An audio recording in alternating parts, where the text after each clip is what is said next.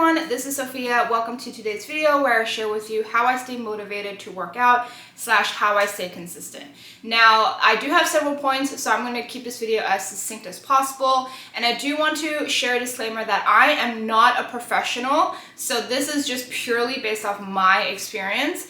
And please just take all these pieces of advice and choose what works for you. Don't think that by doing all of these items or these actions that you can be like me. I feel like that's never the right approach to being consistent in your own life because we're not the same person. So I hope you find this video as helpful as you need it to. So let's just get right into it. Okay, so the very first point is to get plenty of sleep / sleep early / wake up early. So I really do feel like when you get plenty of sleep, you are more likely to feel motivated and excited to work out. I've noticed that when I get less than 7 hours of sleep, I feel groggy and I feel like my body just doesn't want to listen to me. But the moment I get 8, maybe even 9 hours of sleep, I am so awake, I'm so ready to sweat it out, and it just makes working out more enjoyable. Now, what I mean by sleep early is I feel like in order to get a good amount of sleep, you have to sleep early. As soon as it hits 9 o'clock, I mean, obviously give or take, I am in my PJs, I'm watching videos, I'm not scrolling social media, that's really important. But I'm getting myself mentally ready to sleep. And then as soon as 10:30, I'm phone down, sleeping, or attempting to sleep, because you never know. Obviously, on the weekend, I'm a little loose with that rule. So like Friday nights, Saturday nights, I can sleep a little later, like 11:30, maybe even 12 o'clock, because my alarm is usually set for like 8 or 9 a.m. So I still get the 8 to 9 hours of sleep. Now, in terms of getting up early, for me, personally prefer working out first thing in the morning, because for me, it's just way easier for me to feel motivated in the morning. It also helps wake me up. It helps me get excited for the day, and it just gives me a lot of joy in the morning. I have tried working out after work in the evening. It just doesn't work for me. Nothing I do motivates me. I end up hating it. I end up not wanting to go to the gym the next day. It all rounds does not work for me. Point number 2 is kind of goes along with point number 1, which is setting your alarms so you can wake up slowly. I have a hard time waking up in the morning because I'm actually not a morning person. I have trained myself to be. So actually what I do is I set an earlier alarm and then I set snoozes. So for example, on the weekdays, my alarm is for 6:30.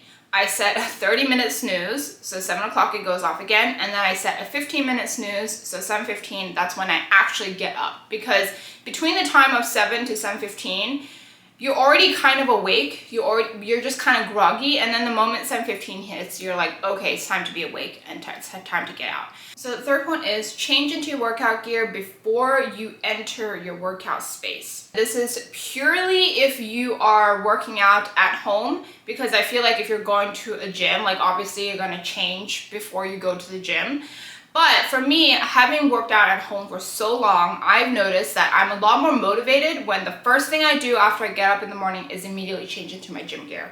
I don't walk around the apartment in my PJs. I'm not, tying my hair in my PJs. I'm in my gym gear the moment I step out of my bedroom. That can really help you kind of slowly get into the mindset of working out. The fourth tip is to drink something warm first thing in the morning before you start working out. This is something that I've noticed that has really helped me, is that warm water in the morning really helps wake up my system internally, of course. It also does help me wake up my eyes. I don't even know if that makes sense, but I hope you understand what I'm saying. For me, I don't personally like to drink warm water. I do like tea, so I just drink warm tea in the morning. I don't necessarily drink a lot because I find that when I have a ton of water in my system, it's hard for me to work out.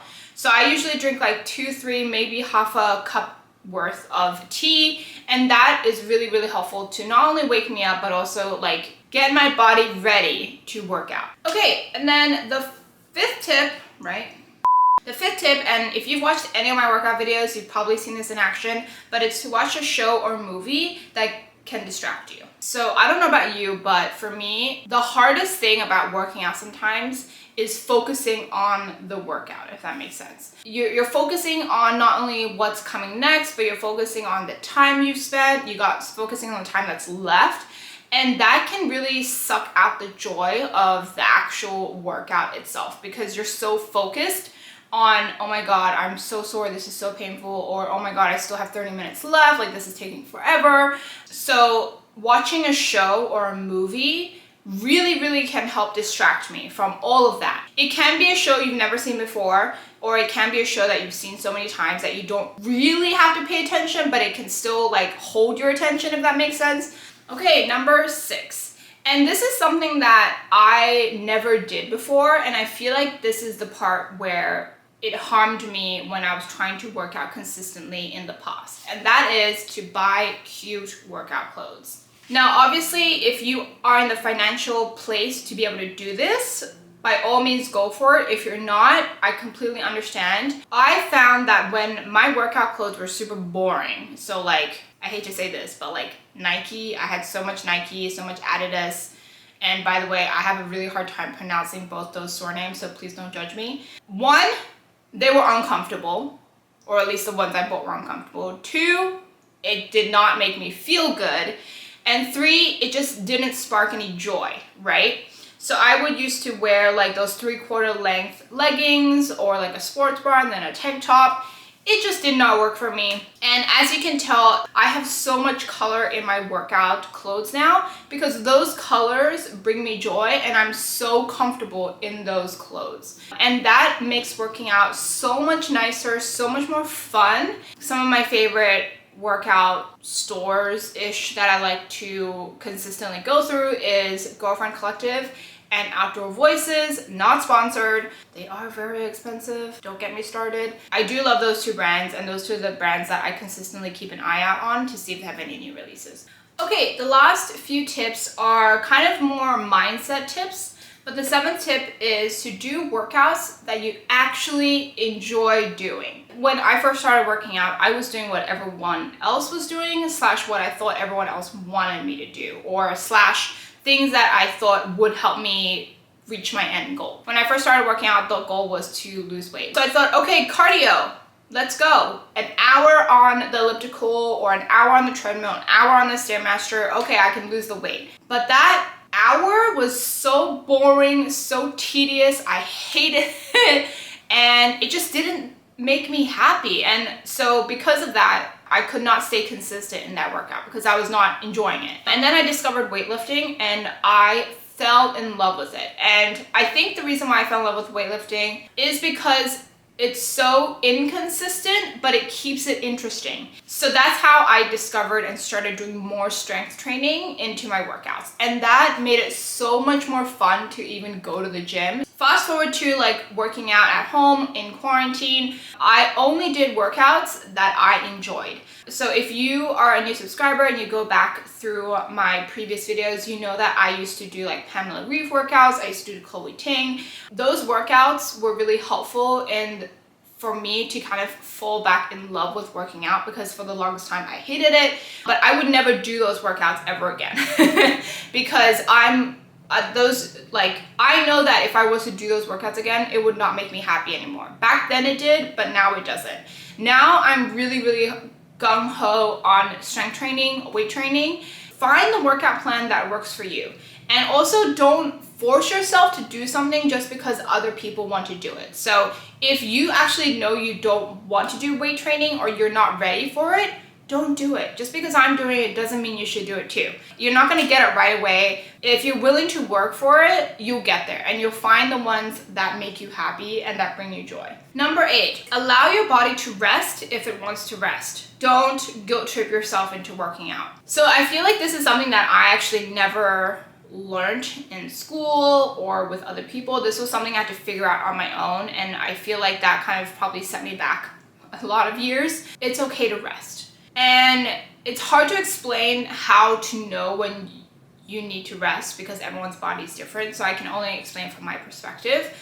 But sometimes when I'm in bed in the morning and my alarm's gone off and I know it's time to wake up, I feel like my body is creaking a little bit.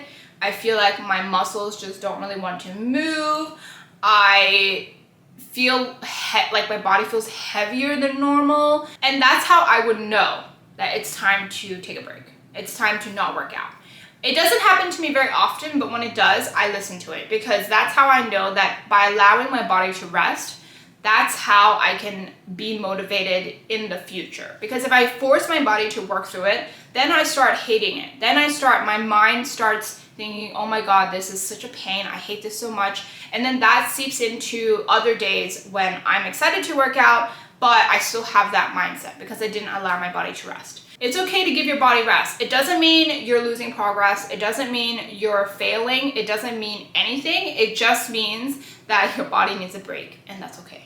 Okay, number 9. This is really probably like one of the more important ones, but it is to find a reason to work out that is not for weight loss. Now, I'm not saying that losing weight is not a good motivation to work out. If that's your motivation, I'm not gonna say no, because I've done it before and I understand the feeling and the sentiment.